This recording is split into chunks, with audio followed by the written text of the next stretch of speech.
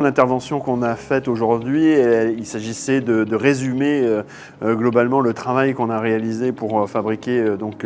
ce rapport qui en fait d'abord dresse un panorama général, on va dire, de l'application, de l'intégration de l'intelligence artificielle dans les rédactions au sens global du terme, que ce soit en Occident,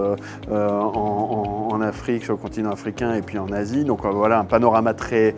large pour aussi évoquer un peu les fonctionnements, les défis qu'il peut y avoir sur ce point-là. Puis après, on a basculé un peu sur les spécificités tunisiennes, du marché tunisien, de la presse tunisienne, qui est elle-même positionnée de façon très différente, évidemment, de médias européens ou américains, et donc du coup qui doit faire face à un certain nombre de défis. Et puis on a terminé en essayant de faire un certain nombre de recommandations pour aller plus loin, pour ne pas rester sur des notes négatives et pour essayer d'encapaciter un peu tout le monde et d'essayer de faire en sorte qu'on ait un point de vue un peu lointain et qu'on essaye d'imaginer le futur de façon assez positive. En gros, les recommandations qu'on peut faire aujourd'hui sur l'usage de l'IA, c'est déjà d'y aller par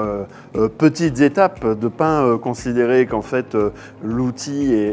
est un outil magique ou qu'il soit impressionnant. En fait, il faut vraiment y aller par étapes, découvrir, donc essentiellement former au maximum les équipes pour que ça soit que la base de connaissances en fait soit la plus large possible et que tout le monde puisse dialoguer autour de ces outils pour ensuite imaginer des applications qui peuvent être intéressantes et qui peuvent être à la fois des applications métiers, c'est-à-dire structurantes pour la fabrication de l'information au sens et la diffusion de cette information, mais aussi pour le journaliste, pour l'aider à progresser, à réaliser de meilleurs papiers, de meilleurs contenus vidéo, audio ou autres. Et donc du coup, l'idée, c'est vraiment d'y aller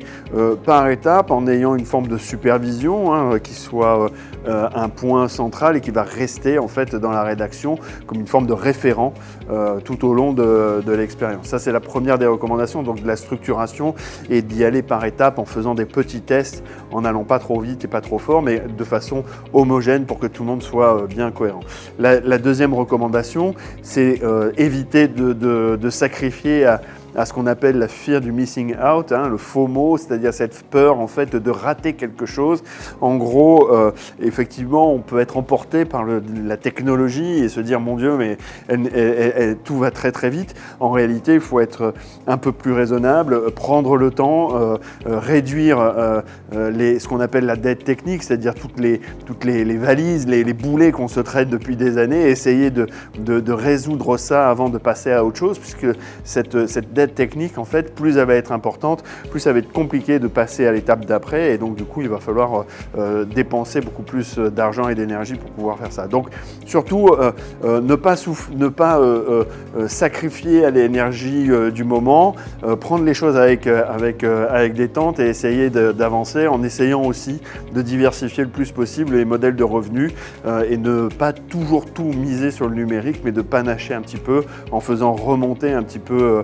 des choses qu'on avait peut-être perdu de vue, des conférences, des événements, des choses comme ça. En tout cas, c'est ce qu'on voit dans la presse aujourd'hui, c'est ce qui se développe de plus en plus.